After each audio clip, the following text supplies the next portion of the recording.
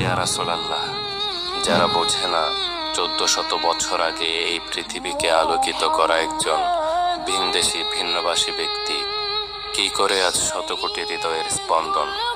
যে মানুষটিকে কখনো দেখিনি, যার কণ্ঠস্বর কখনো শুনিনি, যার পবিত্র সান্নিধ্যে পৌঁছানোর সৌভাগ্য কখনো হয়ে ওঠেনি, কিভাবে বোঝাবো সেই মানুষটা কেমন করে সবচেয়ে প্রিয় মানুষগুলোর চাইতেও প্রিয় হয়ে উঠল? আপনাকে আমি কি করে ভালো না বাসি ইয়া রাসূলুল্লাহ, যখন আপনি আমাকে ভালোবেসেছেন সেই 1400 বছর আগে, যখন আপনি আমাকে মিস করতেন, আশা করতেন যেন আমার সাথে দেখা করতে পারেন, অথচ তখন আমার জন্ম তো দূরের কথা, আমার কোনো অস্তিত্বই তো ছিল না। সেদিন সাহাবীরা আপনার চোখে পানি দেখে বলল, ইয়া রাসূলুল্লাহ, আপনি কাঁদছেন কেন? আপনি বললেন,